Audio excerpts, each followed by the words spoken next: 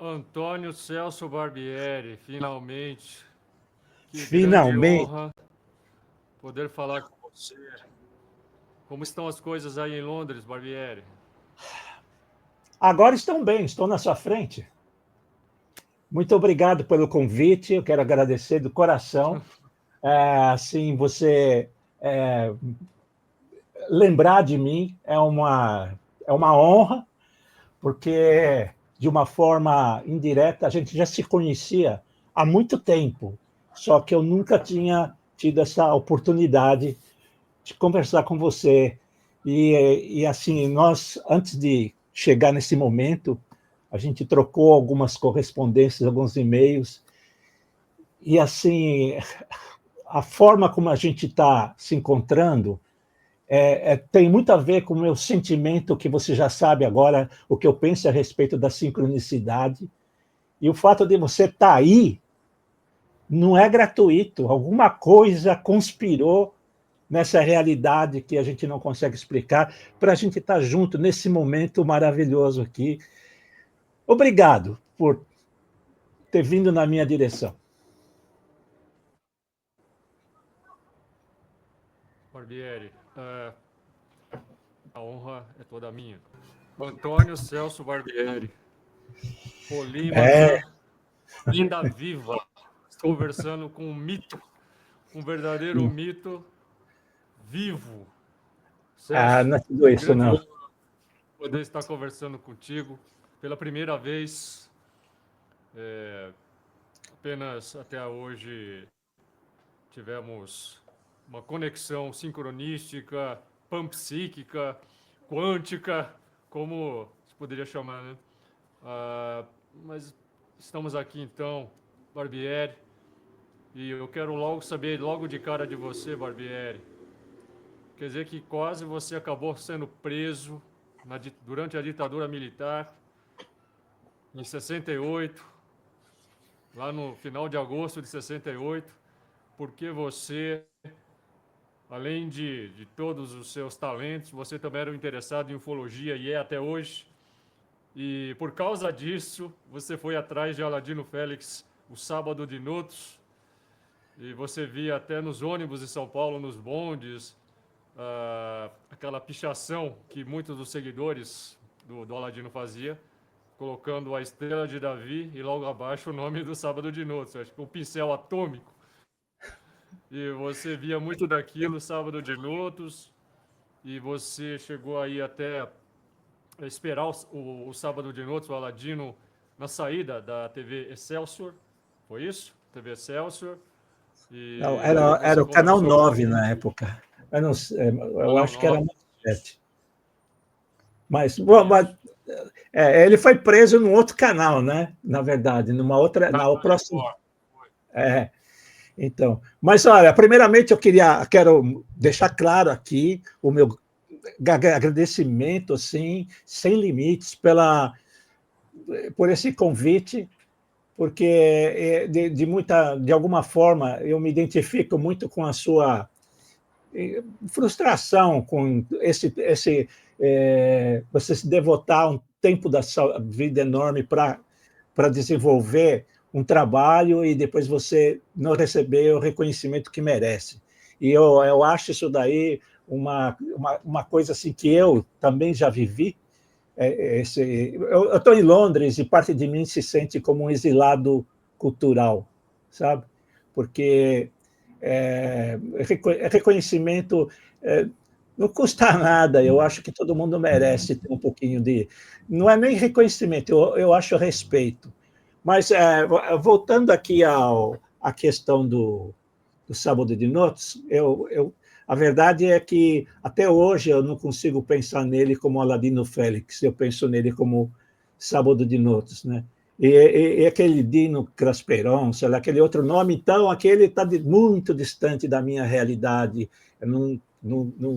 Mas eu tenho que confessar para você que hoje em dia eu tenho noção do perigo que eu passei, mas naquela época, naquela segunda-feira que eu comprei o jornal e com ele na capa do jornal, me chocou muito, porque aquela coisa que ficou patente de que eu fui enganado e fui tratado como um desrespeito à minha inteligência. Eu confesso que eu desconfiava dele desde o começo, porque eu já conhecia, por exemplo, o trabalho de um outro cara lá nos Estados Unidos que tinha uma foto de disco que tinha contato e tudo, que era considerado charlatão, Jorge Adamski. Eu já tinha fotos e tudo, e eu achava que ele estava copiando mais ou menos a ideia de uma outra pessoa. Eu não achava que ele era. E também é o seguinte: a gente já tinha essa ideia dos deuses astronautas e não sei o quê, de procurar uma corrente de gente que lançou livro e usando essa ideia. Você vê uma folhinha caída no chão e você já dá significado para isso. Entendeu? Procurar, eu vi uma pintura maia, eu vi não sei o que lá nas pirâmides, e não sei o que, e aí você, tem umas pinturas rupestres com uma cabeça enorme, então já é alien.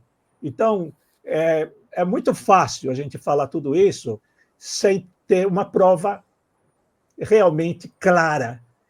Mesmo que eu tenha uma pintura italiana que tem a Virgem Maria e no cantinho tem um disco voador voando. Que não, disco voador é o que a gente vê, mas pode ser totalmente diferente. É como se você for olhar os santos, eles tinham uma rodinha em volta da cabeça que era um sinal de santidade. Você não vai imaginar outra coisa que não é. E mesma coisa, símbolos como a cruz e tudo mais. Tem muita coisa que daria mais do que 1, 2 horas de conversa, entendeu? Vai ter gente escrevendo daqui 10 anos coisas sobre esse assunto, tentando desvendar, e é um assunto muito complexo. Mas, voltando ao Dinotos, eu acho assim que eu, inclusive, fiz uma pesquisa semana passada, falei, já que tem o ChatGPT, deixa eu ver o que o GPT me diz. Porque eu falei para ele, olha, minha memória diz que teve um caso semelhante na Argentina. E eu li a respeito, a minha memória é vaga, mas teve uma pessoa lá, mas ele não encontrou nem nos arquivos dos jornais argentinos nada sobre essa pessoa. Agora vamos partir para os assuntos. E Barbieri, você é um polímata. Você é um artista, um multiartista. Você é um renascentista. Posso chamá-lo até de o Jack Parson brasileiro. Mas muito melhor, eu diria. Você foi muito mais longe. O Jack Parson morreu até muito precocemente, né? Na explosão do seu próprio laboratório. Você, felizmente, não. Você nunca teve um acidente com pólvora, creio eu. E fora aquela vez que um dos seus foguetes foi parar numa comunidade e ali você até resolveu dar uma parada, né? Foi até bom. E, Barbieri, você quase se deu muito mal por causa do Aladino Félix. Embora nós estejamos Sim. aqui hoje por causa do Aladino Félix, não é? não fosse o Aladino Félix, não haveria esse encontro. Eu nunca, certamente, teria falado com você, porque eu acabei falando com você por causa do seu artigo, e você foi, assim, praticamente um dos únicos que me citou meu trabalho e viu que eu tinha feito um trabalho a respeito, e escreveu um artigo, assim, primoroso, referencial, e foi muito comentado, fez um sucesso enorme e foi muito lido, né? Teve muita leitura esse seu artigo aí. Então, de certa forma, a maldição de Aladino Félix era uma maldição, mas também é uma bênção, de certa forma, não?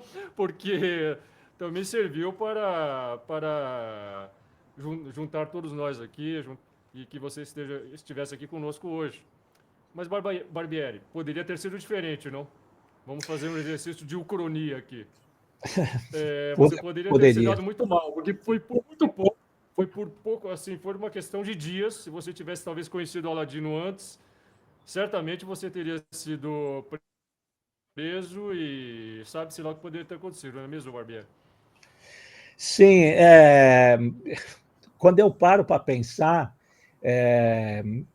eu vejo assim que, assim, de alguma forma, né, o universo conspirou e me poupou, porque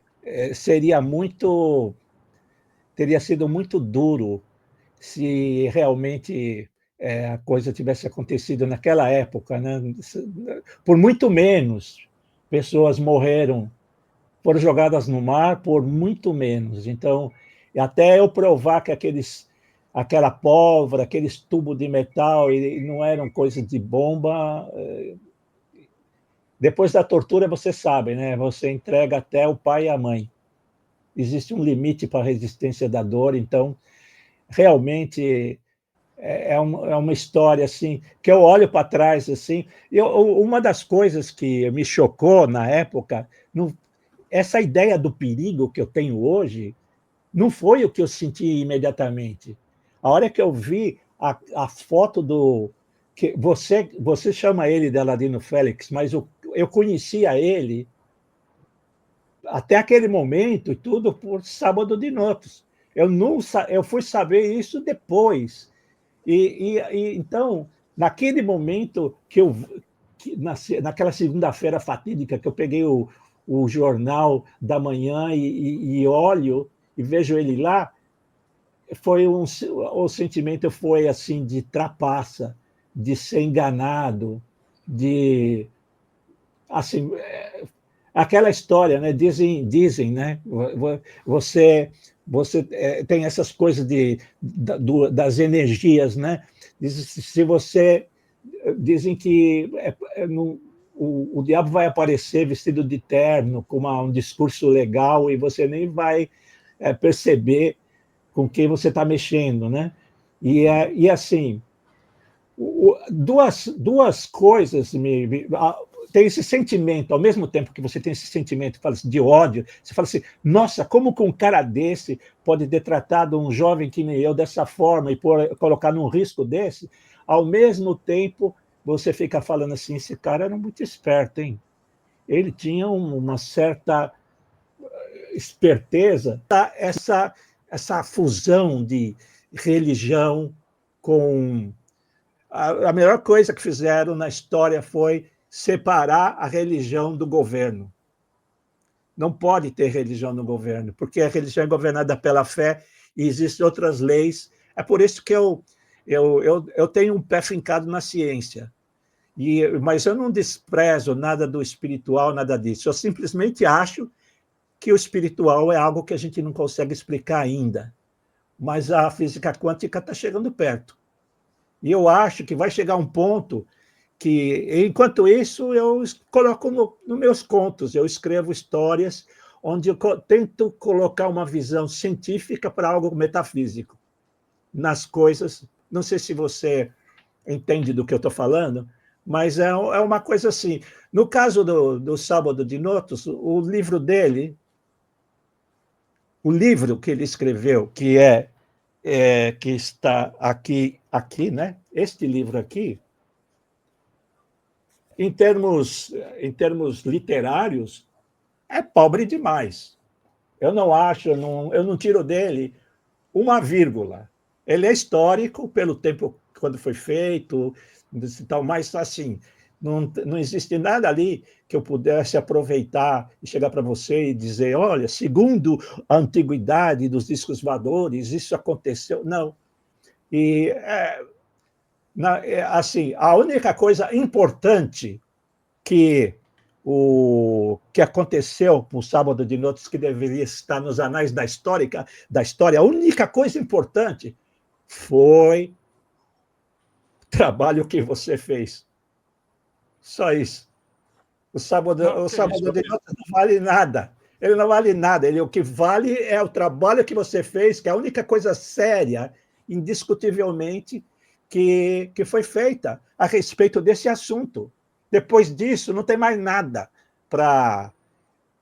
Uma vez eu recebi um e-mail de uma pessoa que dizia que era filho dele, e eu estava assim, falei, nossa, agora sim, vou abrir o livro. Ai, não tenho nada, não tenho nada, não fez nada. Não...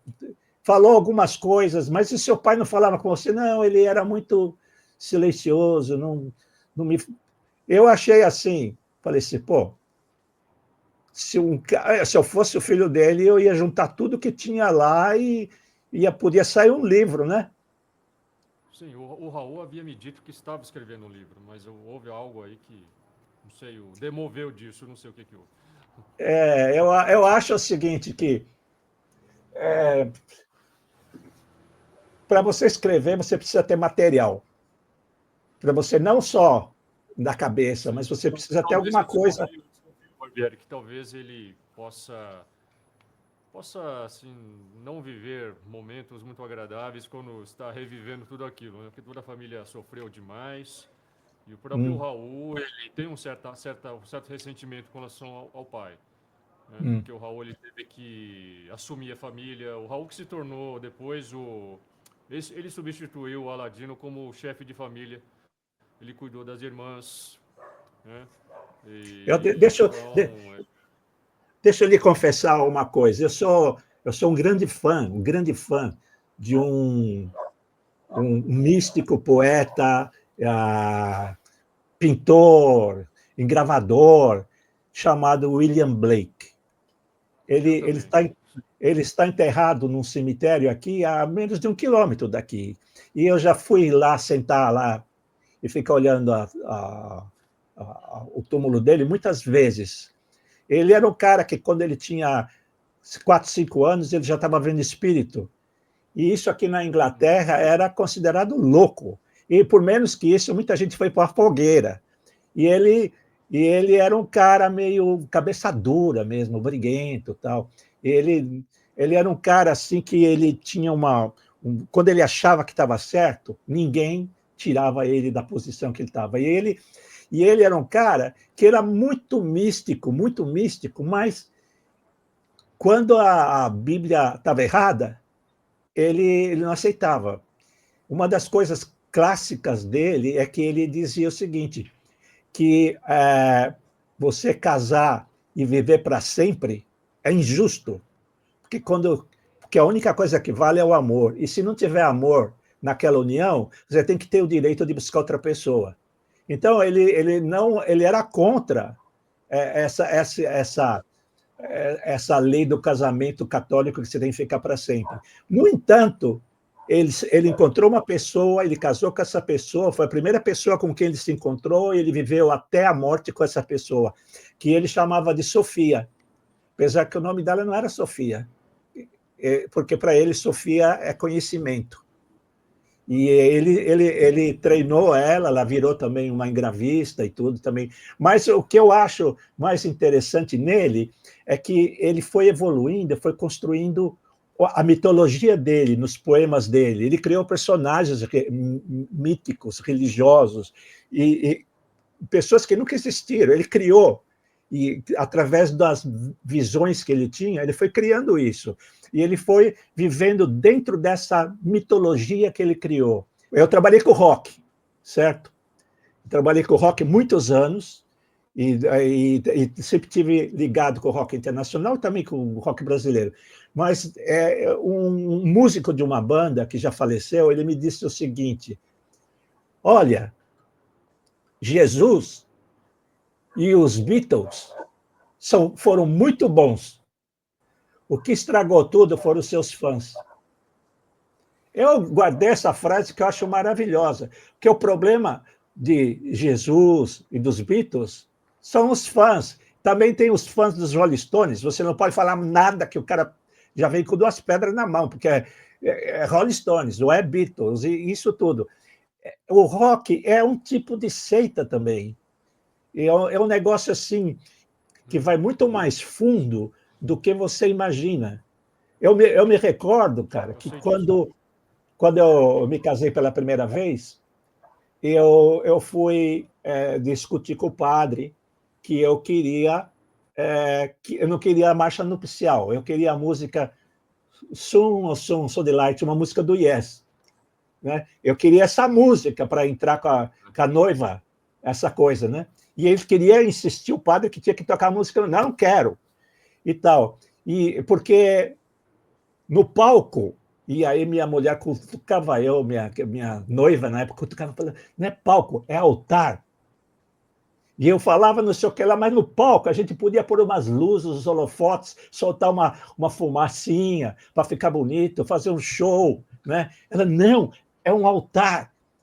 Mas aí, muito mais tarde, eu fui perceber, você pega um músico, você põe ele no palco, para 20 mil pessoas, 30 mil pessoas, deixe ele se apresentar. E quando você sair, você fala para ele, olha, essa foi só a última vez, nunca mais você vai subir num palco. O cara morre, porque existe uma relação vampirística de troca de energia. O cara lá é o star, abre os braços, e 20 mil pessoas, elas estão vendo o artista, eles não estão vendo não estão sabendo o que está acontecendo. Você está puro, sem imaginar nada. É a mesma coisa que falam das bruxas, que a bruxa é quando se ela quer realmente aprontar com um cara, ela faz amor com ele. E na hora que ele sentir prazer, ela manda energia, porque é o momento que ele vai estar mais fraco e aberto. E é isso, o rock. O cara sobe lá, é uma relação de troca, é que nem o padre e o povo lá na frente, é o artista lá na frente e 20 mil pessoas dando energia para ele. Ele sai de lá magnetizado. Pode ser o cara mais feio do mundo, vai ter 5 garotas querendo falar com ele na saída. É assim que é. E a mesma coisa acontece com os discos voadores. É a mesma coisa. É uma coisa assim, que eu já... Será, então, será que os... Hã? É que está dando um delay aí, né? Mas tudo bem. Está dando um delay. Barbieri, então, será que o Aladino poderia até estar aí agindo como, não só como um agente provocador dos militares, mas ele sendo usado, talvez, por seres não necessariamente extraterrestres, mas seres de outras dimensões, como você mesmo propôs no Homem-Árvore, outros tipos de inteligências que nós desconhecemos e que talvez as inteligências estivessem usando o Aladino para sugar essas energias, porque veja, o Barbieri, o Aladino acabou com o que ele fez, não só mudando a história do Brasil, como que em termos vibratórios, termos vibratórios, né? Dado a tudo que ele gerou. Será que não havia no fundo, talvez, também o Aladino sendo usado não só por forças terrenas, militares, políticas, mas ele poderia estar sendo usado também por certas forças aí ocultas, algo assim, para justamente sugar, né, a energia da população. O que você acha disso, Barbieri? Não, eu acho assim, a palavra que me vem à tona, na mente, assim, imediatamente, é ego. O poder do ego. Você mesmo, você colocou assim, que estava sendo usado pelos militares, mas você não perguntou para o Aladino Félix se ele se sentia usado. Eu acho que ele estava usando os militares. O ego dele estava tão inflado, ele se sentia tão poderoso, que ele não via. Quando ele foi preso, eu me recordo disso, que ele foi preso, a primeira coisa, ele protestou veemente. Como que pode? Me bateram, me torturaram, eu sou do lado de você. Ele não conseguia ver que um dos perigos do duplo agente é justamente esse. Você sabe qual é o jogo. Se te pegarem, todo mundo vai negar de todos os lados. Ninguém vai aceitar a coisa. Se ele escapou, saiu dessa vivo, é porque os caras acharam que o ego dele era tão inflado que ele parecia louco. Então, É uma vamos semelhança deixar o com o louco. Crowley nesse ponto. Hã? Há uma semelhança com o Aleister Crowley nesse aspecto, porque o Crowley, ele também foi um agente, foi um espião, acho que ele trabalhou para o M6, se eu não me engano, né? E o Crowley, eu acho que ele achava mais que ele estava se aproveitando de tudo aquilo, não que ele estava não sendo usado, mas ele estava usando todo aquele Sim, aparato sim. para benefício próprio. É assim, é a mesma coisa. Você fala do Crowley, eu falo do Elvis Presley, que achava que ele tinha um poder suficiente para ir lá na Casa Branca e começar a trabalhar na CIA. Ele teve um encontro. E ele teve um encontro só porque a filha do presidente era fã Sim. dele. Não porque ele tinha alguma coisa valiosa para dar para o governo norte-americano. O que ele tinha de valioso, ele dava para as grandes gravadoras que faziam grana em cima dele, né? E do o empresário dele. Esse negócio do ego é uma coisa assim que ele é blind, ele deixa você cego para. Uma das coisas que eu já falei, assim, na minha própria biografia, eu falo isso, que se um dia eu chegar para você e falar que eu tenho as respostas, que eu sei porque eu estou aqui, para onde eu vou, que a natureza da realidade, pode me levar para o sanatório, uma casa de louco, porque não vai acontecer isso. Se não aconteceu com ninguém até agora, não vai acontecer no futuro. Você pega os iluminados, os pensadores que vieram antes de mim, eu não sou nem pensador, eu sou rastejador perto do todo o povo que chegou até aqui. Isso, E mas a de gente maneira não nenhuma, tem. Barbieri. Você não, maneira nenhuma, Barbieri. Eu acho que eu estou aí mergulhando na sua obra e fiz aí as análises, né, dos seus textos brilhantes. E eu acho que você é um ficcionista, não só um ficcionista, como você consegue juntar todas as áreas, você junta tudo. É impressionante isso. Você junta a neurociência, a inteligência artificial, cibernética, semiótica, hermenêutica, psicologia, transpessoal, tudo que você pode imaginar. Mas, Barbieri, o que a gente quer saber, a gente gostaria muito de ficar aqui umas 10 horas e ir para áreas aí que a maioria das pessoas não teria coragem de ir, mas a gente quer saber o seguinte de você, Barbieri, porque é uma oportunidade que a gente está tendo aqui falar com você, né? Você quase foi preso, Barbieri, estava falando disso, você quase foi preso. Você poderia não estar aqui com a gente falando aqui com a gente hoje, né? Você na época tinha 16 anos de idade, mas você poderia ter sido também sofrido as mesmas consequências dos outros. E você ainda guardava pólvora na sua casa, meio quilo de pólvora, pólvora elefante, né? Aquela tradicional elefante do fundado no século XIX, a fábrica, né? No final do século XIX. Você tinha muito material químico que você comprava na casa do jovem cientista. Você tinha cano de duralumínio na sua casa. Você certamente iria ser preso, no mínimo, né? No mínimo. Então, meu caro Barbieri, como é que foi isso? Você quase foi preso por uma questão de tempo apenas. Você apareceu lá no escritório do Aladino, no prédio Martinelli. Você teve a sorte de aparecer quando ele já tinha sido preso, né? Estava para ser preso, aliás. Então, ele não estava no local. Imagina se você tivesse chegado 2 semanas antes. Não é isso, Barbieri? Como é que Sim. você vê isso? eu falo assim, às vezes os pais... Isso é para mostrar que, às vezes, os certos pais não sabem o filho que tem e o risco que está correndo, porque ali todo mundo ia dançar, minha mãe, meu pai, todo mundo. E tipo assim, como é que o pai, a mãe deixa na lata, ali na cara, você ter... Mas eles não sabiam. E eu, uma vez, até meu pai foi comigo soltar um foguete, entendeu? É, eu não chamava de foguete, hein? Eu gostava do nome míssil modelismo, entendeu? Era o nome que eu usava. Mas o meu amigo Adonis, que ia comigo, ele olhava, falava, passava a cabeça e falava: isso daí não é míssil modelismo, isso é um petardo, é uma bombinha, você faz uma bombinha gigante, só isso. Porque era assim, um subia 10 metros, e 10 explodia, que você não achava mais os pedaços, entendeu? Era assim que acontecia. Mas era muito emocionante. Eu digo para você, muito emocionante. E nas feiras de ciência, ver como os caras estão fazendo, que mistura que eles usavam, e todo mundo escondendo o segredinho. Naquelas feirinhas de ciência, com outros meninos de 15, 16, 17, por aí, ninguém queria contar o segredinho deles, entendeu? E aí uns estavam fazendo foguetinho igual os chineses, daquele jeitinho de papelão e não sei o quê. Eu queria fazer o meu que subisse até a estratosfera, aquelas coisas malucas, né?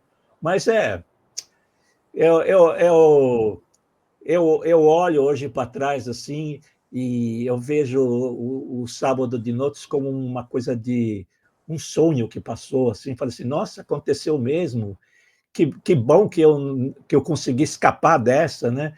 Mas eu confesso para você, eu escapei, passou alguns anos e eu acabei indo em cana de novo, e essa foi foda, desculpe a palavra, essa foi difícil, porque eu passei 24 horas preso no DEIC, e lá eu vi gemido, eu vi coisas incríveis. Eu fui preso junto com mutantes e mais umas 20 pessoas. E quando eles levaram a gente para o terceiro subsolo, que você entrava, se descia umas escadas, abria uma porta de grade, você entrava, um corredor enorme, virava para a direita, outra grade, outra escada, outra grade, e você olhava assim, nunca mais vou conseguir sair daqui. Você ia para o porão, e quem mandou a gente para o porão foi o Raul Careca, que era o cara que levou 2 tiros, porque ele torturou tanta gente que até pegaram ele. E ele dizia assim: olha, eu adoro ter vocês como hóspedes no meu hotel. Vamos fechar todo mundo. Foi assim. Mais de. Tinha repórteres. A nossa sorte, né? Não foi só minha, porque também foi preso meia dúzia de repórteres, porque ia ser a pré-estreia para a imprensa dos Mutantes. E eu estava tão feliz, porque eu estava trabalhando com os caras da iluminação. Era um rapaz da iluminação, ele precisava de ajuda, então eu estava dando os holofotes para ele, ele estava lá na escada, colocando na barra de luz e tudo, e de repente as portas rebentam assim, e entra 30 pessoas de roupa normal, com metralhadoras, correndo e gritando, e parecia uma SWAT. E aí eu estava entregando o holofote para o rapaz, e o rapaz falou assim: não faça gestos rápidos, vamos continuar fazendo o que estamos fazendo até mandarem parar. Falou isso para mim. Aí eu entreguei para ele, voltei e fui pegar outro, e logo, logo eles vieram, todo mundo para cá, separaram homem para cá, mulher para lá, e tudo. E foi assim, quando foi segurar a gente até a noite, quando chegou um ônibus, ele era preto, só tinha uns buraquinhos, e tinha uma divisória, então você entrava dentro e você não ficava de frente para os outros, você ficava encurralado dentro de um cubículo, assim, e um atrás do outro. E aí, quando a gente chegou no DEIC, abriram aquilo, tinha uns holofotes, assim, tinha um monte de gente com metralhador e carabina, e gritaram assim: vocês saiam com as mãos na cabeça, e tudo em fila indiana. Aí a gente subiu 3 andares, ficamos lá sentados no chão, porque não tinha onde... Nesse momento, estava chegando uma perua com um rapaz que tinha toda a característica de um estudante: óculos de grau, camelo curtinho, roupa, um moletomzinho, assim. Você via que era um cara universitário. Levaram ele, puseram junto, separado numa cela, porque o lugar você sentava no chão e do lado tinha uma cela, e nessa cela puseram um americano, que era o técnico som dos Mutantes, e esse cara. E daí, dali a pouco, pegaram esse rapaz, abriram uma portinha que devia ser um negócio de interrogatório, levaram o carinha lá dentro e daqui a pouco a gente escutou assim, bah! Uma batida assim, e o cara, desse jeito. Aí trouxeram o cara agarrado pelos 2 braços, assim, todo arcado, jogaram lá dentro de novo. E aí ele foi torturado durante a noite. A gente não... e aí levaram ele lá para baixo, onde tinha umas 10 celas, tudo cheia. A gente juntou todo o dinheiro que a gente tinha nos bolsos e demos para o carcereiro, porque quando chegou lá, o carcereiro falou, qual que é a ordem? Falou assim, é para dividir eles de 3 em 3, para pôr em cada cela, para sentirem a receptividade dos nossos prisioneiros. E aí um monte de mão saiu da cela e falou assim, eu quero aquele loirinho ali, vem aqui que você vai ver o tamanho, não sei do que, bababá. As coisas mais terríveis. Aí a gente juntou todo o dinheiro que tinha para o carcereiro, os caras saíram, falou, por favor, põe a gente numa cela só. E aí expuseram, a gente não dava para deitar nada, você tinha que ficar sentado com o joelho encolhido para que o outro sentasse e encostasse as costas no joelho da gente, e ficou encheu todinho. Lá tinha 6 caras que ficaram num canto, assim, isolados, e a gente não tinha medo até de encostar neles. Foi isso. E aí, durante a madrugada, trouxeram esse cara arrastado e jogaram na cela do lado, e a gente ficou escutando que nem o relógio. E aí tinha uma cela com mulheres que começaram a gritar, chama o médico, chama o médico. E aí os caras falaram, esse é um covarde, dá um murro na boca dele, apaga ele, que está enchendo o nosso saco, e não sei o quê. Aí o carcereiro veio, tirou o cara arrastado, aquele jovem, ele estava roxo, puseram ele no chão, do lado de fora da cela, porque ele não tinha condição de andar ou ir para qualquer lugar. E ele ficou lá até amanhã. E a gente passou o dia inteiro lá. Aí alguém falou para nós que eles não podiam prender a gente por mais de 24 horas. E aí chegou o careca, esse monstro aí, e falou, eu vou chamar os nomes aqui e vocês vão entrar aqui na fila, que agora vocês vão ver com quantos paus se faz uma canoa, não sei o quê, blá, blá, blá. E aí, o primeiro nome, Antônio Celso Barbieri, meu coração veio para a boca, bicho. Falei, puta que pariu. Depois que eu descobri que o próximo chamava Ari, depois o Carlos, estava em ordem alfabética, né? Mas assim, e aí, conforme a fila foi andando, tinha o cara no chão, e a gente teve que passar por cima do cara, assim, levantar o pé, passar por cima para continuar a fila. Você olhava os lábios dele roxo, assim, e aí levaram a gente de volta lá para cima. E aí tinha 5 advogados lá. Que o cara que era o dono do teatro, que era o Magnólio, que era um cara muito louco, parecia ele fazia um papel de um palhaço apresentador, com a cara pintada, era um cara louco. Ele era um advogado formado e tinha 2 irmãos advogados. E aí os caras queriam pegar ele, mas não sabiam o nome dele verdadeiro, porque o apelido dele era Magnólio. Então, ele conseguiu fugir, pegou os 2 e mais outros 3, tinha 5 advogados lá, e aí quando meu pai foi me buscar, que chegou lá branco, o velho estava branco, o cara apontou a metralhadora para mim e falou, tinha ainda uns 10 ainda para ser levados de volta, e aí, qual desses bandidos é o seu filho? E meu pai com o dedo assim, ó, tremendo, aquele ali. Ô, Barbieri, você fez uma charge. Olha, você é um polímata mesmo, né? Você é uma espécie de Leonardo da Vinci. Aí, porque até você faz até arte, você é um artista plástico também, né? Você fez um. Eu digo, eu sou um artista gráfico. Você pegou essa foto do Aladino que saiu no Jornal da Tarde, a foto do Jornal da Tarde lá. Saiu em março de 68. Bem antes, isso aqui foi bem antes foi 6 meses antes dos atentados, dele ser preso, né? Você pegou essa foto aqui, você colocou umas metralhadoras atrás. Você colocou umas bombas, rapaz. Disco voador, tudo, eu misturei tudo. A gente passou a usar essa ilustração, né? Até sem dar o crédito para você, não foi? Muita gente. Eu usei também várias vezes, mas eu dou o crédito, eu coloco lá, a arte de Celso Barbieri, né? Não, tudo bem, tudo bem. Brilhante a arte que você fez, rapaz. Mas você sabe que uma das coisas que eu senti falta, não existe uma foto boa dele, né? Não existe. Não existe uma foto dele. Foto de jornal, deixa eu te falar uma coisa.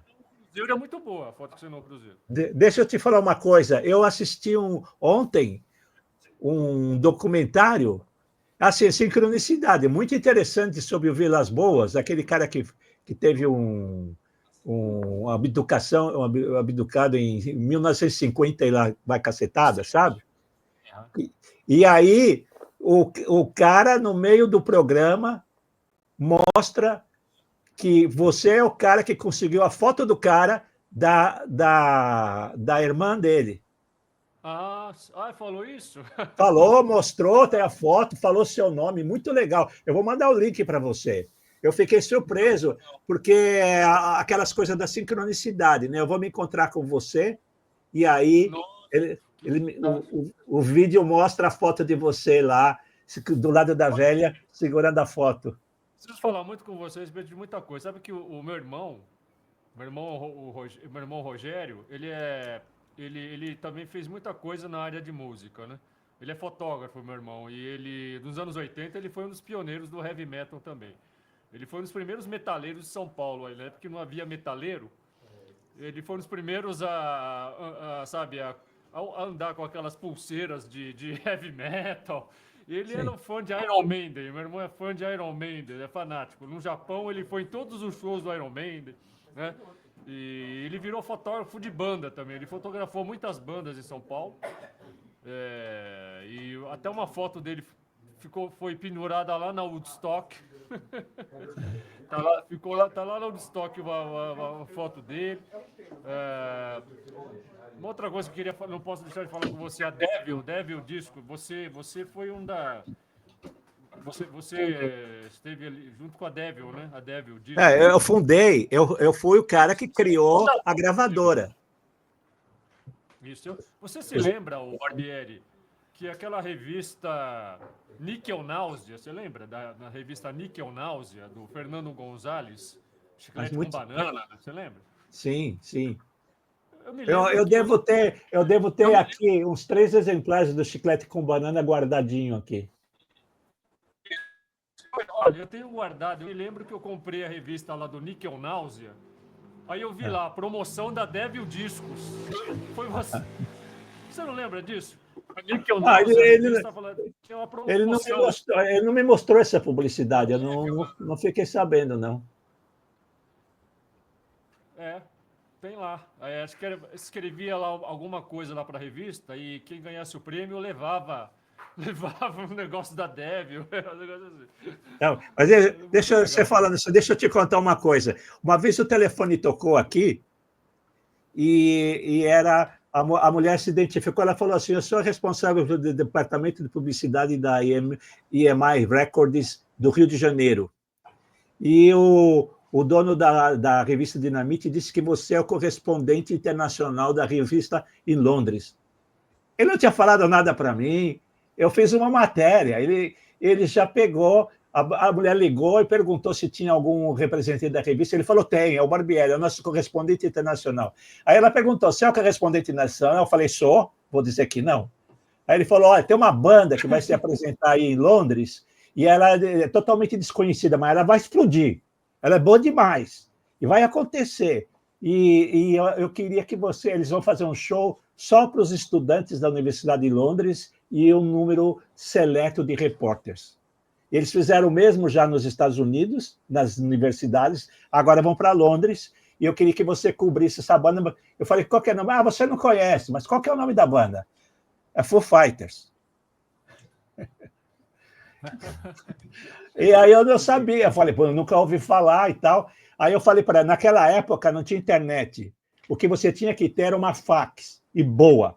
E eu tinha gastado toda a minha grana numa fax, porque você não podia ser o cara sério se não tinha uma fax poderosa. Eu tinha uma Panasonic daquela. Aí eu falei para ela, né? Ela falou, olha, é o seguinte, liga para a EMI, o telefone aí de Londres é esse, fala com a Suzy, que ela está esperando você. Eu liguei, né? Aí a Suzy atendeu e falou, Barbieri, caramba, o show é hoje à noite. Você fica aí. Não, sai daí, estou mandando um courier com um VIP passe para você. Entendeu? Foi assim De repente, caso que eu fiz isso, em questão de poucos meses, eu já estava credenciado na Sony, na Virgin, na EMI. De repente, eu comecei a receber 20 CDs por semana pelo correio. Era assim, meu, você olhava assim e falava, Neil Young, opa, esse eu quero. Spice Girls, por favor, vou vender. Entendeu? Era um negócio assim maravilhoso, você receber tudo. E aí comecei a receber tickets para shows, para fazer cobertura de show. Eu assisti. É mais fácil você falar, perguntar para mim, você assistiu? Porque de eu lembrar todos os shows que eu assisti, é difícil, é difícil. Eu assisti, meu, é incrível. Eu fui para Cannes 3 anos seguidos. Você quer ir para Cannes cobrir 3 anos seguidos? Meu, Fantástico. ó, cara. Barbieri, eu queria saber como é que você conheceu o Aladino? Porque é muito difícil encontrar alguém que possa falar a respeito do Aladino.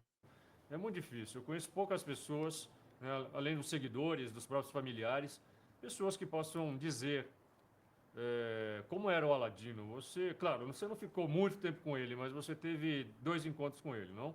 Foram 2. Sim. Fale, como é que foram esses encontros? Como é que era o Aladino? Bom, primeiramente, né, como eu já falei, eu conheci esse nome, né? Porque eu estava vendo aparecer em tudo quanto era ônibus essa pichação, mas eu não sabia quem era ou o que era, porque o nome é assim estranho, né? Sábado de Notos. Era um nome que não me. Eu tentava entender o que queria dizer aquilo. Parecia alguma coisa bíblica, alguma coisa assim.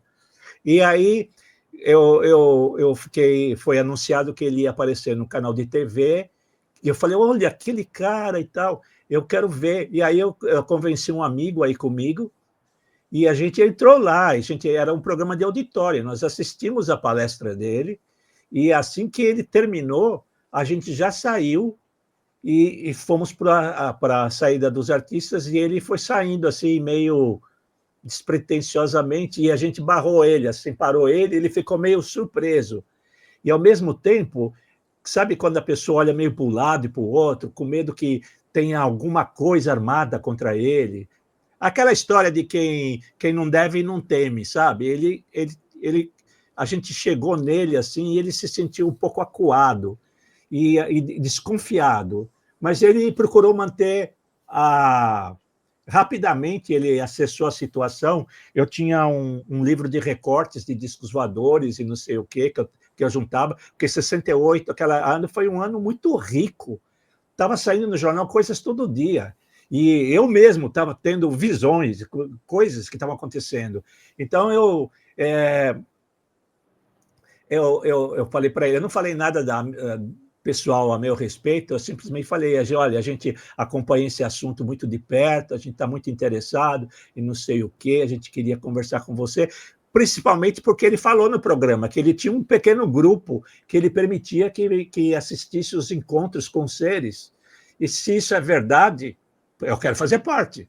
Acho que qualquer um de nós que gostaria de fazer parte de um negócio desse, mas eu tinha minhas dúvidas, não quer dizer que eu fui lá assim, tal. E aí ele se mostrou assim, aí eu tentei mostrar os negócios para ele, e ele falou, ele viu a foto do Adams, que falou, esse é um charlatão, esse é um mentiroso. E aí mostrou, eu conheço tudo isso. Essa coisa do ego, eu já sei, você quer ensinar o Padre Nosso para o vigário, sabe? Eu senti essa coisa assim, uma atitude distanciada, assim, meio, eu estou no outro nível, sabe? E, aí, e aí acho que a ficha caiu para ele, ele falou, pô, eu vou lançar o meu livro lá na livraria, ali perto da Praça da Sé, e eu estou aqui.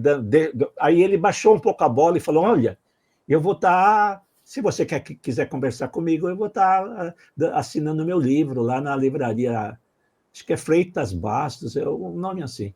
E aí eu falei, legal, vamos lá, eu vou comprar um livro, eu vou fazer uma uma onda com ele, vou comprar o livro dele, vamos ver se a gente se aproxima, porque eu quero fazer parte desse grupo, né? Essa que era a ideia. E aí a gente foi. Quando a gente chegou lá, era uma situação meio patética. Nós chegamos lá, encontramos uma livraria vazia, e ele, assim, em pé, parado no balcão, assim, com uma cara meio sem graça. E aí a gente chegou para ele e falou, olha, estamos aqui e tal, queremos um livro e tal. Naquela época, até já me perguntaram, pô, você não pegou um autógrafo? Eu vinha de uma escola que o livro é sagrado, bicho, você não escreve num livro. Entendeu? Eu não ia pedir para ele assinar num livro ou uma coisa, eu não conhecia essa ideia de autografar alguma coisa, entendeu? Eu queria o livro. E aí eu não ia pedir para alguém rabiscar no meu livro, mesmo que fosse o autor, sabe? Hoje eu lamento, porque eu gostaria de ter a assinatura dele, né? Mas aí, né, a gente começou a conversar, e eu levei de novo os negócios, ele deu uma olhadinha com mais atenção, a gente trocou umas palavras, e fomos enrolando, para ver, tem que sair alguma coisa disso, fomos enrolando. E até que, tentando mostrar a gente não perguntava para ele assim, como é que é o encontro, o que os seres falam, a gente não fazia isso.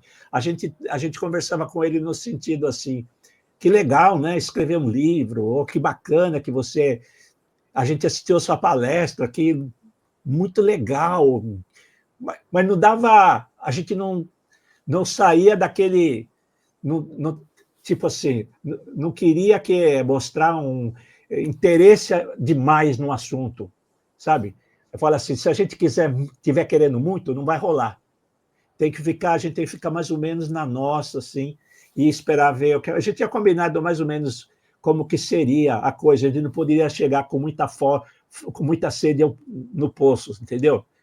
Essa era a ideia. E a gente ficou enrolando ali, tipo assim, olha, nós estamos aqui fazendo volume, quando chegar mais gente, a gente vai embora. Não veio ninguém. A gente ficou lá umas 2 horas ou mais enrolando e não apareceu ninguém, nem para comprar outro livro de outra pessoa. A loja estava mesmo parada, era um dia de semana, assim. E aí chegou a hora que ele falou, olha, ele falou assim, sabe, eu tenho um grupo que a gente se encontra no edifício Martinelli todo sábado. Vocês não querem vir para o próximo encontro? Aí ele já pegou eu não sei, ele pegou um papel ou foi o meu amigo que copiou? Porque meu amigo era um cara assim que anda com caneta e não sei o que lá, ele era meio nerd também, sabe? Que nem eu, mas eu era mais bobão. Ele era um cara mais assim, mais científico, mais. Ele foi fazer física na USP, né? Não preciso de falar mais nada. Mas ele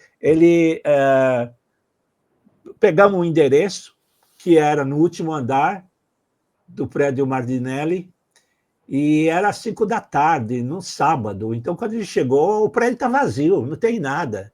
A gente entrou naquele elevador antigão, que tem uma sanfona que abre para você entrar. A gente desceu lá no... Era meio assustador até. As coisas podem acontecer ali com você e ninguém vai saber, entendeu? Se você ser assaltado, essas coisas assim. Apesar que a gente não era gente de grana ou ter câmera fotográfica ou nada. A gente foi assim, nós dois e pronto. E aí a gente saiu no andar lá, e era eu me lembro que tinha 2 fileiras de corredores, com certeza, assim, que você virava, corredores estreitos, com escritóriozinhos, alguns tinham grade, outros tinham até uma portinha, e não sei o quê, e a gente parou nesse, que era uma porta fechada. E aí a gente bateu, ninguém abriu, tentou virar maçaneta, não virou. Aí a gente ficou lá em pé e esperamos. Aí deu uma hora lá, sentamos no chão num canto lá, ficamos esperando, até que um olhou para o outro e falou, já são mais de 6 horas. Fomos enganados.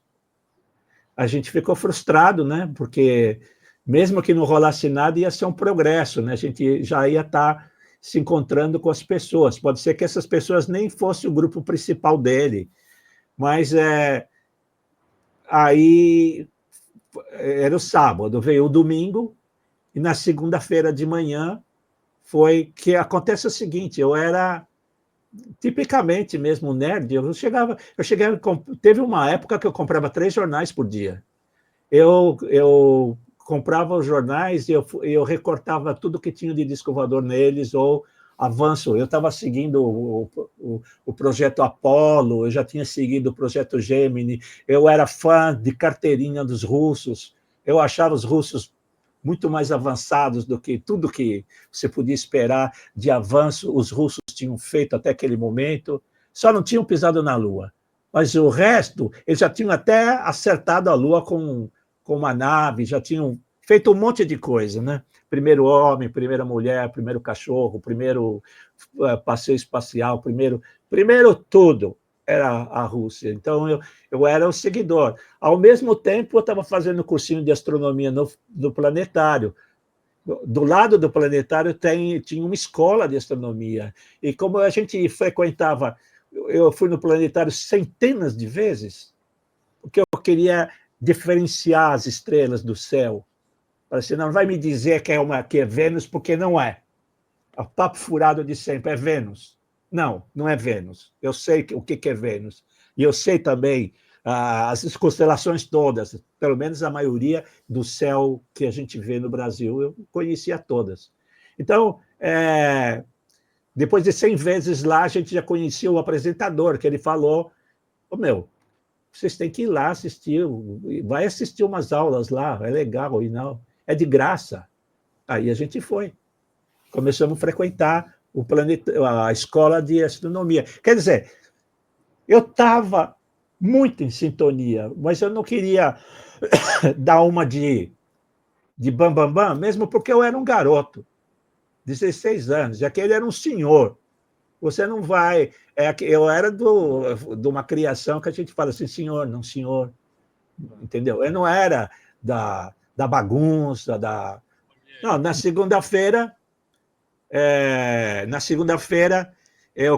ele estava na capa do jornal, a minha memória, eu busquei em todos os jornais que eu queria essa foto de capa e não encontro em lugar nenhum, nem no Estadão, nem na Folha. Eu acho que era o Jornal da Tarde, mas não tenho certeza. O que era a foto que eu tenho é ele atrás de umas grades de uma cela, com uma camiseta regata branca, com uma cara assim de acabado, de quem levou uns tapas na cara, uma cara assim meio mistura de amedrontado, de revoltado, mas ao mesmo tempo assim com medo de falar qualquer coisa e levar uma bordoada. Ele estava assim. E essa era a foto que eu vi e que eu achei, nossa, aquele cara tão altivo, de terno, caramba, agora está com uma camiseta daquela que você usa debaixo da camisa, regata sem manga. Eu achei assim humilhante, né? Ao mesmo tempo que era humilhante, você tinha uma sensação múltipla, uma coisa assim, você olha para o cara e você fala, nossa, que situação que ele está, ao mesmo tempo você lê a matéria e fala, nossa, que bandido que ele era, entendeu? Você sente essa mistura de sensações, mas daí eu fiquei esperando, se não me engano, eu vi alguma coisa na televisão, que a minha memória também é vaga, não lembro direito o que foi dito na televisão, e aí o que eu fui saber mesmo dele foi com os documentos liberados do DOPS, lá, e aí foi nesses que eu encontrei, juntou com a tese de doutorado dele, que na época eu ainda não tinha acesso a muito desses documentos sigilosos que chega até dizer, tem até declarações do superior dele lá dizendo que ele era ele era conselheiro dos caras, ele chegava a ter bate-papos sobre a mitologia que ele criou, ele conversava com os militares a respeito dessa mitologia dele, e tinha gente que foi achando interessante a história dele, mas até que um ponto que o pessoal abandonou ele, né? Porque a conversa dele ficava difícil para é o mesmo motivo que os discos voadores ainda são você ter participado, visto, ter sido testemunha de um caso real, vamos dizer assim, de um objeto voador não identificado, dependendo do que acontece, você tem problemas para sair em público. Esses militares, eles não existe só algum texto do cara dizendo que o cara é louco, tipo assim, deixa ele embora. Não vamos sair atrás dele porque ninguém mesmo vai acreditar nele, ele é completamente pinel. Mas acontece o seguinte, existe uma diferença entre o pinel e o cara que tem cultura suficiente para escrever um livro, para desenvolver uma mitologia, para construir uma história que tem começo, meio e fim, como ele construiu. E não só. Esse é o grande perigo, quando você constrói uma história e aí você começa a viver a história que você construiu. Então, é um círculo vicioso que começa a ser realimentado, e aí chega uma hora que você ganha tanta confiança no personagem que você virou, que você esquece de controlar a sua própria segurança. Ele ele chegou ao ponto de ir num programa de TV e dar uma de profeta e falar: olha, eu estou profetizando que vai ter assaltos nesse banco, naquele outro, não sei o que lá, e depois aconteceu. Isso daí, pô, foi tão óbvio, ele entregou a mesma coisa que o Bolsonaro. O cara não consegue ficar calado, ele se incriminou a ponto de chegar no ponto que chegou. Foi condenado. É a mesma coisa o cara. Ele foi condenado porque ele falou demais. Mas, Só isso. Barbie, você também quase foi enquadrado aí, né? Você podia também ter entrado na mesma situação, certo? Sim, mas como que você poderia prever uma coisa? Hoje em dia, viu? Hoje em dia você olha para trás e você vê essas coisas como lógica e como lugar comum. Mas em 68, entendeu? A única coisa que eu sabia que era perigoso era a ditadura militar. Mas eu não podia nunca. É assim, eu fiz uma pesquisa, tive uma discussão de 1 hora com o ChatGPT a respeito por que a pergunta é essa, por que um cara que ele vai usar a ufologia para cobertar atos de terrorismo? Por que a ufologia? Aí o ChatGPT falou para mim isso daqui, porque muitos, no tempo da ditadura militar, muitos civis e muitos militares fizeram curso na CIA, nos Estados Unidos. E a CIA usou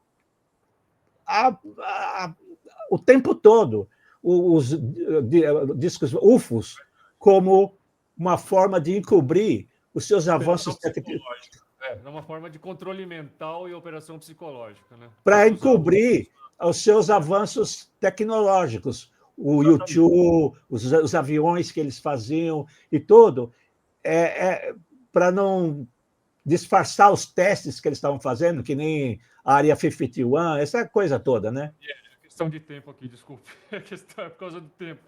Porque a gente precisa saber o seguinte, que a gente quer saber mais a respeito da sua experiência, né? Isso é o mais importante para nós aqui no momento. Como é que foi isso, Barbieri? Você fala aí né, das circunstâncias que quase levaram à sua prisão. Como é que foi isso? As circunstâncias simples, né? Eu não sabia que ele era um agente duplo, certo? E eu estava puramente interessado em conhecimento, né?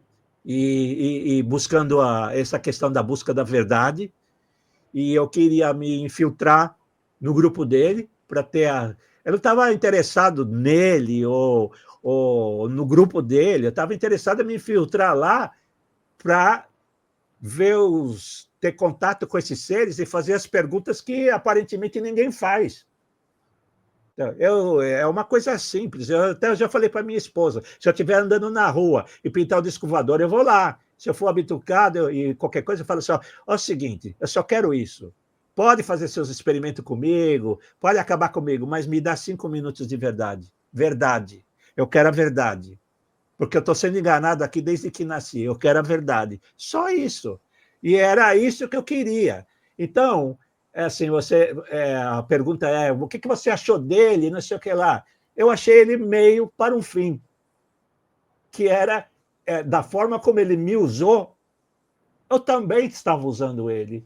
Assim, num sentido só que eu não tinha. Eu era um adolescente cego que não tinha ideia do perigo que eu estava correndo, porque eu não consegui visualizar. Quando eu vi na capa do jornal aquilo, para mim foi um choque enorme. Assim, mais do que você pode imaginar. Assim, falei assim: nossa, eu me achava esperto. Eu achava que eu estava no domínio da situação, eu achava que eu estava analisando esse homem, que eu ia chegar à verdade atrás que estava lá, e ele estava me enganando e me usando, e eu não sabia o que poderia acontecer. De repente, eu seria a laranja, aquele que iria preso, e ninguém ia mais preso, só eu e meu amigo, entendeu? De repente, ele precisava de alguns adolescentes para mandar para a cadeia, entendeu? Olha... Você seria preso e talvez, não sei, até, né, poderiam tentar extrair informações de você de qualquer forma, mas você seria tido como um sujeito perigoso, terrorista, porque você mantinha explosivos na sua casa, Barbieri. Qualquer pessoa, né, qualquer um, nem diria não, que você olha, estava cometendo atos subversivos, certo? Mas quando na Avenida São João tinha uma loja de armas, né? Na Avenida São João. E eu ia lá, a primeira vez que eu fui comprar pólvora, o cara pediu identidade. Eu falei que tinha esquecido, eu não tinha esquecido. Eu não quis dar a minha identidade. Mas sem a pólvora, eu não podia fazer os foguetes. Passou umas 2 semanas eu pensando, aí eu fui lá com a minha identidade, mostrei a minha identidade para os caras. E o cara anotou meu RG e tudo. Então, assim, a irresponsabilidade minha foi muito, muito, muito grande, porque eu poderia ter sido preso pelo pessoal que fiscaliza fala assim: ó, vem um rapaz aqui, o RG dele é esse, o nome dele, e comprou uma lata de meio quilo de pólvora. Porque até aquela hora ninguém sabia que estava explodindo a cidade, entendeu? Então, assim, irresponsabilidade é a única Barbieri, palavra que me vem à cabeça. Claro, você jamais relacionou todos aqueles atentados que estavam acontecendo com o sábado de Lutz, né? Não. Passou pela sua cabeça em algum momento que tudo o que estava acontecendo foram 13 atentados do Aladino? Como eu tentei explicar. Você não relacionou nada daquilo com o Aladino, porque seria uma dissonância muito grande. É uma dissonância muito grande, Barbieri. O sujeito falar de escovador e soltar bomba. É algo que. Sim, por isso que eu fico tentei descobrir, assim, já depois que o Aladino Félix foi preso, houve um tipo de uma reação no mundo ufológico brasileiro, nas organizações, onde todo mundo apareceu falando assim: puxa, tiro, que prejuízo para nós, que sujeira no nosso trabalho sério. Tinha um monte de gente naquela época que nem eu, assim, que queria ver, entendeu? Sabe aquela frase, aquele pôster que tem I want to see, entendeu? I want to believe, isso mesmo, aquela frase. Todo mundo, todo ufologista brasileiro quer acreditar, E é difícil, porque você tem que fazer um balanço entre a racionalidade e a verdade, né? Tudo isso. Mas, não, o que você está falando, o que eu senti, é difícil de escrever. É uma coisa assim. Eu não sei se existe alguém que comanda esse universo, mas esse alguém aí resolveu que eu Mas merecia ser e salvo. eu queria saber um outro negócio que eu quero saber muito de você. O que te levou a escrever aquele artigo, né? Porque muita gente não iria querer falar do Aladino, que é uma história que foi apagada e que, por conveniência, seria melhor deixar para lá, né? Varrer debaixo do tapete, continuar ocultando a história. E você foi um dos poucos aí a vir e falar do Aladino abertamente. Olha, você é uma pessoa que tem uma grande reputação aí como produtor, como músico, como pioneiro do heavy metal, né? E também, claro, a gente sabe que tem muitos artistas que se interessam por discos voadores, né? Na área musical, tem vários. O próprio Elvis Presley gostava de discos voadores, você sabe disso, né? Sim. E aí você resolve vir a público, escrever um artigo sobre o Aladino, falando de discos voadores e Aladino Félix, né? E você sentiu naquele momento que você deveria falar do Aladino, é isso? Bom, essa história se insere em muitas outras que eu tenho para contar. Então, e acontece essa coisa, da mesma forma que você falou para mim, olha, como é que é impensável você imaginar que um ufologista é o líder de uma gangue terrorista. Da mesma forma, eu parava e pensava, é impensável que eu tenha tido essa coisa aconteceu para mim. É tão assim, coisa de filme, que as pessoas não vão acreditar. Mas acontece que eu sou uma pessoa que guardo muita coisa. Eu tenho o livro, né? Eu tenho documentos, não dele praticamente, mas eu pesquiso, então eu tenho as datas e tudo. Então, eu achei assim, que como uma senhora uma vez falou para mim que eu sou um homem da Renascença. Eu não, é lógico que eu não sou um Leonardo da Vinci, mas eu me identifico com essa coisa de que eu posso pintar, desenhar, eu posso fazer música, eu posso escrever, eu tenho mil habilidades, mas é assim, as pessoas acham que isso vem naturalmente, não é? Eu perdi os cabelos da cabeça porque eu sou um cara obstinado. Eu pego e realmente vou em cima. Então, o caso de eu escrever isso foi porque do ponto de vista de o Barbieri, fora do Barbieri, olha para o Barbieri e fala: nossa, que historinha legal para contar no livro. Olha que tem começo, meio e fim. E é tão assim, o reflexo de uma realidade brasileira pouco conhecida, entendeu? Não é todo brasileiro que passou por isso, que nem aquele que eu estava contando. Não é todo brasileiro que vai preso junto com os mutantes, entendeu? Não é todo mundo que tem essas experiências. E eu tive algumas experiências lá e aqui em Londres, né, no Brasil, né, que eu falo lá no Brasil e aqui em Londres, que são realmente incomuns, assim. Então tem essa coisa, né? 73 anos, essa coisa da morte que as pessoas dizem, muita gente já começa a falar que está levando com a barriga, essa coisa assim. Meu cérebro ele não para de pensar e eu quero estar sempre nadando na crista da onda. Eu quero estar sabendo o que está. Eu quero morrer sabendo tudo o que está acontecendo agora. E se eu puder ver um pouquinho do futuro, meu cérebro me leva ali, mais uns anos para frente, eu imagino que vai acontecer. Gostaria de estar vivo para ver o homem descer em Marte, mas não vai rolar. Mas coisas assim, né? E assim, agora nós estamos falando de no mundo todo que vai estar chegando o momento tem uma palavra em inglês para dizer que da revelação, né? E, e eu não acredito que vai acontecer. Eu acho que é outra enganação dos americanos, que não vai acontecer nada, nada do que eles mostraram, muito falatório e nada. Nós estamos chegando naquele momento onde se mistura tudo com a realidade, essa coisa do que está acontecendo no planeta. As pessoas acreditam em qualquer coisa agora.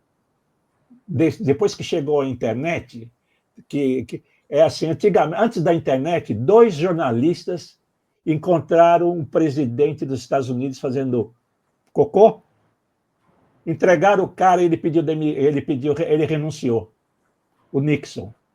2 jornalistas conseguiram fazer hoje em dia, nada. Hoje em dia você pode chegar e falar a besteira que você quiser, você pode invadir o país que você quiser, você pode fazer a porcaria que você quiser, e aí a pessoa olha na cara e fala assim, eu não fiz, eu não fui, não, eu não tenho nada a ver com isso. Se foi, é assim, inverter as palavras. Quando você quer libertar o seu país, você vira terrorista. E você que quer invadir o país, você vira libertador. Então, resumo, eu fiz tudo isso, eu escrevi a minha experiência porque a minha vida não. Se ninguém se interessa por mim, se ninguém fala de mim, se não rola nada no sentido mesmo grandioso da palavra, então, pelo menos eu vou deixar uma marca em termos de internet, um canal. Mas eu já sei, eu vou ter que comprar e pagar os direitos do meu provedor por 20 anos. Tem que ligar lá e falar, eu quero pagar por 20 anos. Porque a hora que eu já falei para minha esposa, eu vou morrer e em 2, 3 anos o canal sai do ar e acabou tudo.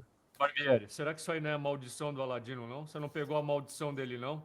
Não. Você conheceu ele, você quase acabou mal também. Não, eu acho. Eu acho que poderia ter sido.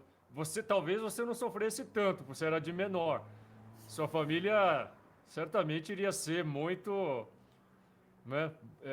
Não, Veja, Barbieri, não é maldição, não. Você não pegou essa maldição. Você não é um maldito. Eu não diria que você é um maldito, mas você já lidou com muita gente maldita também. Não tem maldição aí, não? Não. Eu faço coisas. Entendeu? Eu não deixo me pegar, porque ou eu estou fazendo música, ou eu estou escrevendo um texto, ou eu estou estudando. Olha, eu tenho aqui pelo menos uns 30 livros novos que eu comprei. Minha mulher fica louca, não tem mais espaço para pôr livro em casa. Mas eu falo para ela, eu não vou ler o livro inteiro, é referência. É só isso aqui, aquilo lá que eu preciso para juntar essas ideias que eu quero alicerçar minhas ideias em fatos reais e tal. A única coisa que eu estou querendo dizer é o seguinte, assim, no meu caso, que eu procuro... Só exemplar, quando eu fui lançar o livro Negro do Rock, custava R$5.000 na época, para lançar 500 cópias. E aí o cara falou assim, eu falei para ele, eu acho que eu estou perdendo dinheiro, que isso não vai vender. Ele falou, certas coisas na vida são assim, a indústria literária está ruim para cacete, mas pode ser que portas abram para você, pode ser que você seja convidado para uma palestra. Esse livro do rock aí tá valendo uma fortuna aí, porque tá esgotada a edição, né? Eu mesmo queria comprar e não tenho condições. Vamos ver se você me arruma um livro um dia, que eu tenho condições. Mas, Barbieri, Não, você não vai comprar, porque eu vou te dar um. Esquece esse assunto. Esquece esse assunto. Autografado, hein? Autografado. Autografado. Isso mesmo. Você só. Sagrado. Nesse caso, eu vou abrir uma exceção. Eu vou querer ser autógrafo. Deixa eu falar rapidamente apenas aqui que no meu livro, né? Eu escrevi um livro já faz algum tempo sobre o Aladino. E eu andei ampliando esse livro, melhorando. E vou ampliar, acho que ainda mais. Eu ainda vou acrescentar mais dados, porque apareceram mais documentos sobre a lei. Eu descobri novos documentos, né? Mais documentos. A gente sempre acaba descobrindo mais materiais, jornais. reportagens, eu entrevistei mais gente depois, né? Porque a minha tese, eu já fiz essa minha tese já faz 25 anos atrás, que eu defendi a minha tese. Muita Sim. coisa aconteceu. E nos últimos tempos eu pude entrevistar novamente muitos dos seguidores e eles me acrescentaram muitas informações. Não sei se você sabia, o Barbieri, mas o Aladino ele deixou, além dos 9 livros que ele publicou em vida, ele ainda deixou um monte de obras desconhecidas que ficaram na mão da segunda esposa dele e que acabaram depois com o melhor amigo dele, que é o Edgar. O Edgar, que era o melhor amigo do Aladino, ele ficou com esse espólio, com essas obras, e o Edgar ele pegou todo esse material, digitalizou então tem muita obra inédita do Aladino ainda. O Aladino era uma pessoa impressionante que escrevia assim quase que mediunicamente. Uma quantidade, ele deixou uma obra gigantesca, assim como você, né, Barbieri? Você vai deixar uma obra assim inacreditável, né? Dá para acreditar que você fez tanta coisa. Então esse livro, eu espero publicá-lo ali daqui a algum tempo, porque esse livro é o livro mais boicotado da história até hoje. Certo? Eu ofereci esse meu livro para mais de 100 editoras e nenhuma editora até hoje quis publicar. Mas eu vou dar um jeito de publicar esse livro sobre o Aladino e você vai estar lá citado lá, claro. Não é? Obrigado. Isso, mas eu queria te fazer uma outra pergunta. Agora eu acabei falando demais. Eu queria te fazer uma outra pergunta, o Barbieri. O que você acha que tem de verdade nessa história toda, Barbieri? Essa história do Aladino. O que tem de verdade nisso? Tem alguma verdade? Porque você mesmo falou que você se decepcionou enormemente com o Aladino. E muito das obras, até o livro aí que você tem aí, que foi, esse livro aí é o livro que você comprou naquele dia que você conheceu o Aladino, né? Acho que foi isso. Sim. Esse livro mesmo, você considerou um livro assim que não acrescentou muito a tudo aquilo que você já sabia, que você veio a saber. Você acha que tem algum legado do Aladino? Tem algo de bom lá, alguma verdade? Ou você acha que o Aladino, tudo aquilo ali foi pura farsa, pura enganação? O que você acha, Barbieri? É aquela coisa do relativismo. Tem muita verdade para o próprio Aladino, entendeu? Mas eu não acho que, como eu te falei do William Blake, que construiu uma mitologia, ele também construiu uma mitologia para ele, só que a do William Blake persiste, porque ela é muito mais fundamentada. Não é uma coxa de retalhos. O problema com esse tipo de visão do Aladino já aconteceu com outros, que mistura Egito, Babilônia, várias culturas, maias, ou o que for, põe tudo numa salada, bate no liquidificador e aí você constrói uma mitologia diferente. E assim, e dependendo do ambiente que você vive, de quanto tempo você repete essa mitologia, você acaba acreditando nela, porque é como o cérebro funciona. Ele de repente, você esquece, porque o tempo ele cria, ele mexe com o seu cérebro também. Então, eu acho o seguinte, que eu olho, primeiro, eu não me vendi para nenhuma seita, nenhuma religião, nenhum governo, nada.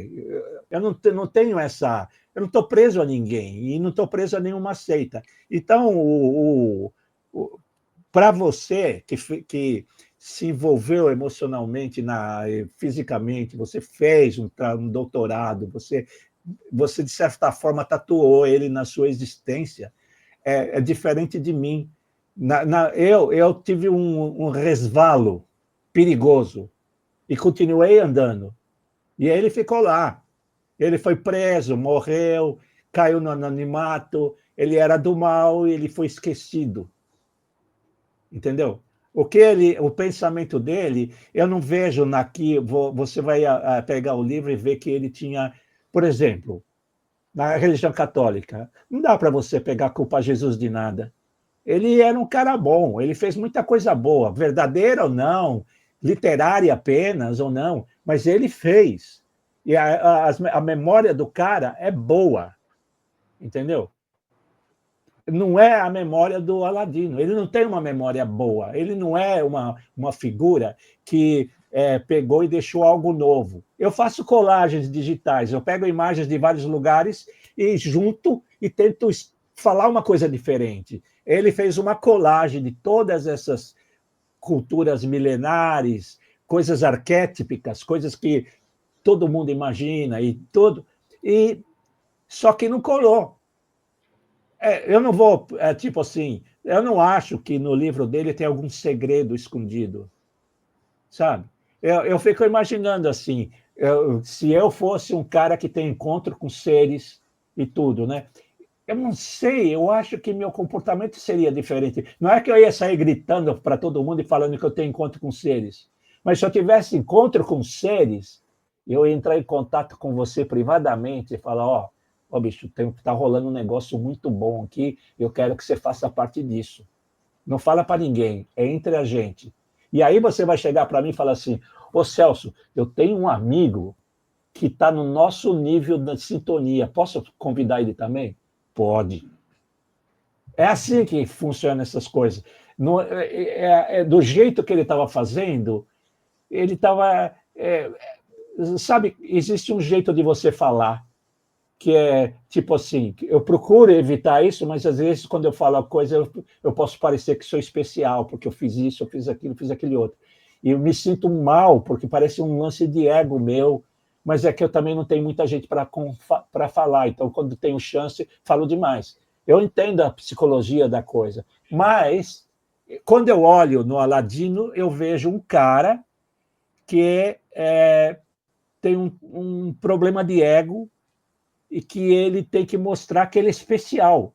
Ele é muito especial. Sabe por quê? Porque ele tem encontro com os seres. Ele é um escolhido, entendeu? Então ele é um especial. Então, Barbieri, você descarta completamente que as alegações dele fossem verdadeiras. Então ele nunca, na sua concepção, ele nunca teve contato nenhum com extraterrestre, é isso? Eu não posso dizer que ele nunca teve, mas meu senso comum diz que não, diz que ele nunca teve. Mas ele pode ter tido, mas se ele teve, ele agiu de forma totalmente desvairada, assim, incorreta. E ele faz assim, se você é um escolhido, que é um escolhido, né? Se ele foi um escolhido, como que um escolhido pode assaltar banco e fazer as bancas? Então, ele está traindo a essência da escolha. Ou você acha que uma civilização, se for alienígena, que tem que milhares de anos-luz para chegar aqui, atravessou dimensões, veio aqui para ter uma relação com o tipo da pior espécie? Eu acho assim, é uma questão de lógica para mim, é uma questão de lógica. Eu busco uma lógica, entendeu? Eu acho assim, que ainda mais nos dias... eu costumo dizer que se Jesus aparecesse aqui, ele não durava uma semana, iam matar ele. Porque hoje em dia, as pessoas não acreditam mais no bem, não acreditam em alguém que quer fazer o bem para todo mundo. E eu chamo Jesus de comunista imediatamente.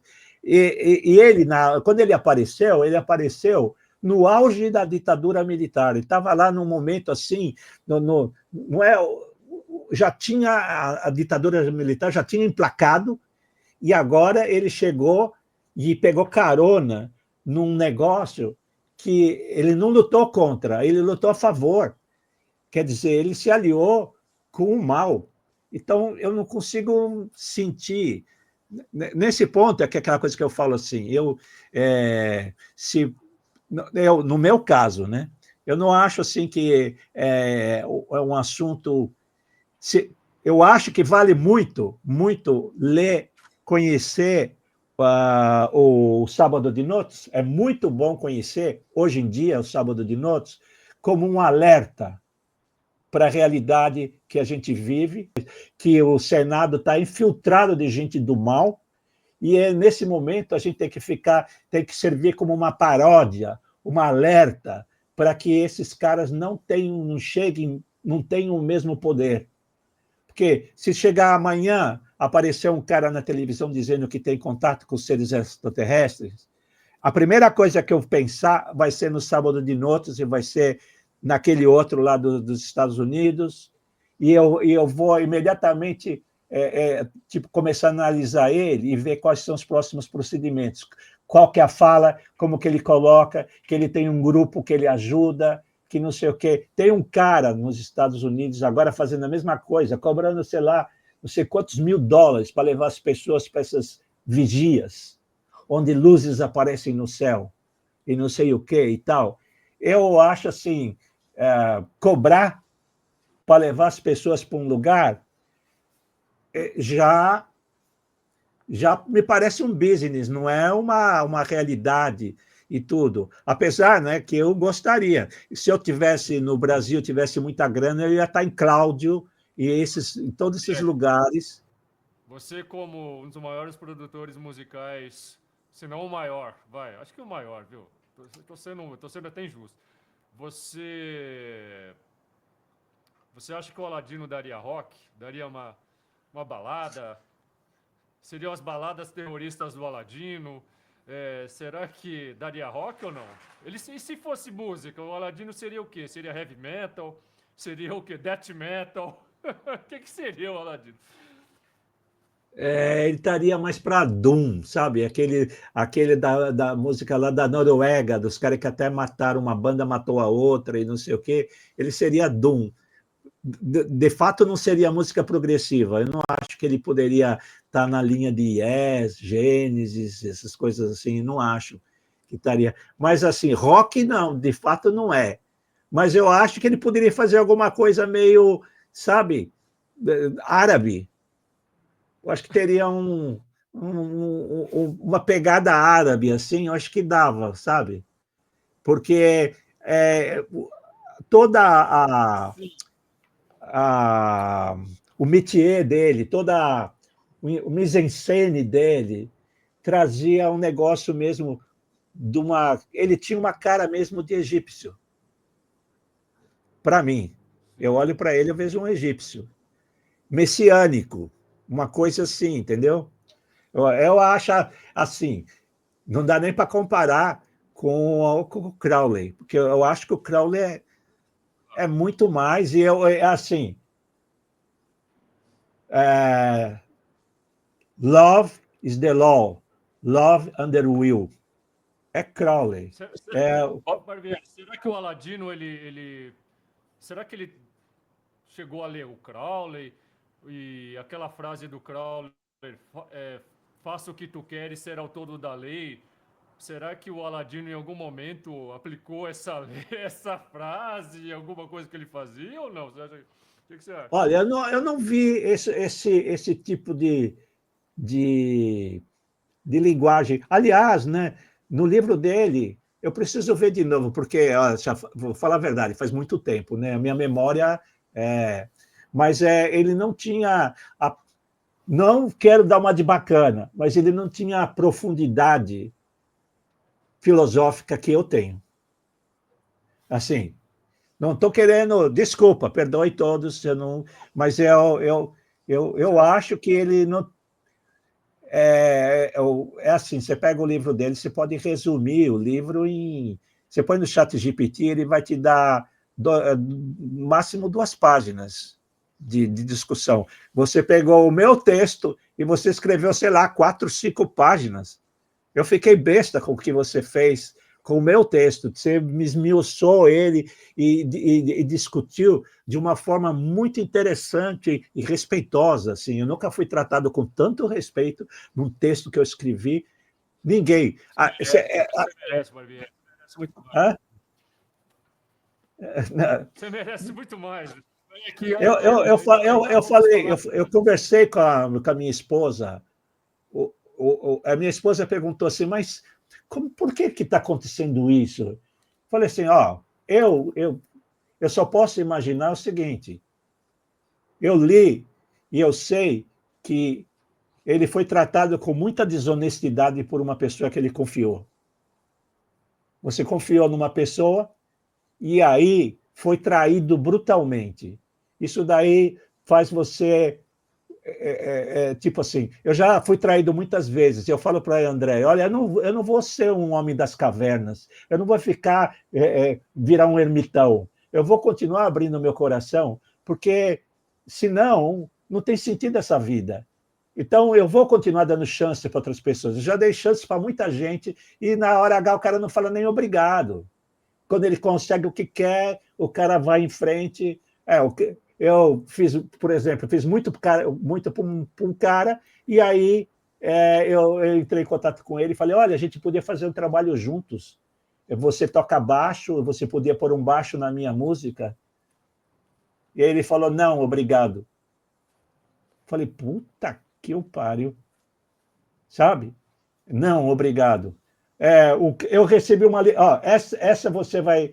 Eu recebi uma ligação aqui em Londres, e quando eu atendi, o cara falou assim: olha, eu sou da revista Veja, sou um jornalista da área de cultura, e eu fiquei sabendo, pelas minhas pesquisas na internet, que você conheceu bem de perto o Arnaldo Batista. Aí eu falei para ele: é fato. Na verdade, o Canal Brasil, que pertence à Globo, fez um documentário sobre a vida do Arnaldo Batista. E aí eles souberam que eu tinha algumas fotos, porque eu também era fotógrafo. Outra coisa. E eu tinha uma foto rara, muito linda, do Arnaldo. Eu mandei para lá, virou a capa do DVD. E aí o pessoal no Brasil comprou lá na Baratos Afins, comprou o DVD, e o pessoal me informa, falou: você falou que fez a capa, mas não tem seu nome? Eu entrei em contato com o pessoal lá no Rio de Janeiro e falei: vocês tiveram a capacidade de colocar a capa, fazer o pôster e não me dar o nome.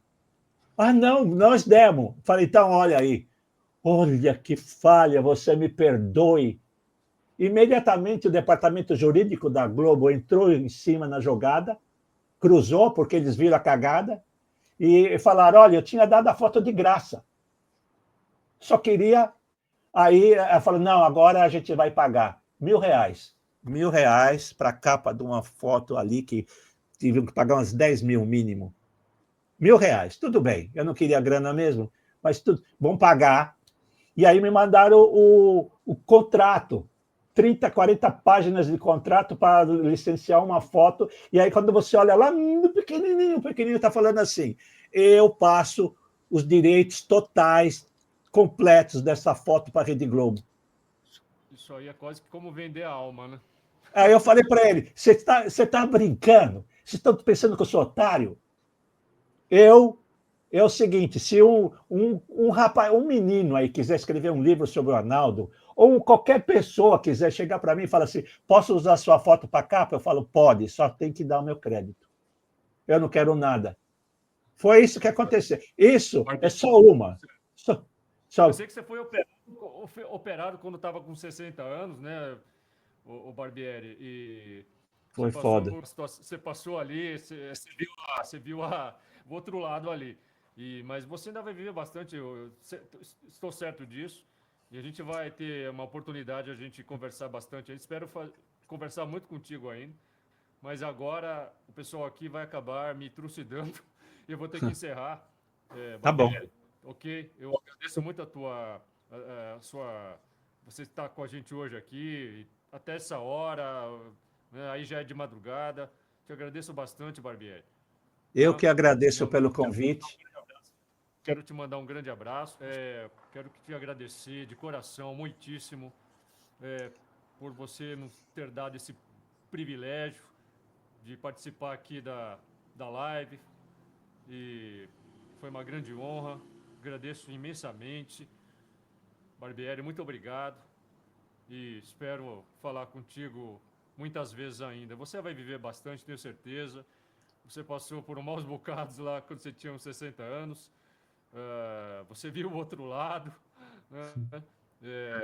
Você andou batendo lá nas portas lá do céu, mas você passou por tudo isso. Você escapou de tantas situações, né? Da própria situação aí em 68. Então, eu tenho certeza que você vai ver bastante ainda. A gente vai conversar muito e os assuntos são praticamente inesgotáveis com você, né? Então, eu te agradeço bastante, Barbieri. Muito obrigado e faça as suas últimas considerações, por favor. E um grande abraço para você, Barbieri. Muito obrigado. Eu agradeço do fundo do meu coração por essa oportunidade. Gostaria de dizer que realmente fiquei muito feliz de saber que você também é um poço de sabedoria, que você também tem um trabalho desenvolvido, uma grande presença na internet. Assim, em geral, eu não vejo você carregando nenhuma maldição. Eu acho você no topo da sua carreira, com assim, muita coisa para fazer ainda, assim, o momento que a gente vive é um momento mais aberto, onde as coisas que eram proibidas no passado, hoje em dia, de repente tudo tem seu momento, de repente o seu momento é agora. Aliás, o nosso momento é sempre o agora, não vivemos nem para o passado nem para o futuro, vivemos para o presente. E eu realmente, eu não quero que esse encontro, isso daqui é o começo de uma amizade mais profunda, e eu realmente, do coração, não quero que você suma, eu quero continuar trocando ideias com você, e assim, para mim você é um garoto, certo? Porque eu tenho mais idade que você. Então, para mim você é um garoto, e eu quero que, se tiver alguma coisa que eu possa lhe servir de estímulo para que você continue fazendo o que você faz e fazendo bem o que você faz, eu quero que você continue nesse caminho, e parabéns, e estamos lá, como dizem, estamos juntos, tá? Um abração do coração. Certamente, Barbieri. Tamo juntos e agradeço pelas suas palavras, por demais gentis e generosas. Obrigado, Barbieri. Você é uma grande inspiração. E não é de hoje, é de muito tempo, já de muito tempo. Um grande abraço para você, Barbieri. Tudo de bom para você. E um grande abraço e até a próxima. Até a próxima, Valeu. cara. Tchau. Como diz o Spock, paz e fraternidade. Isso mesmo aqui.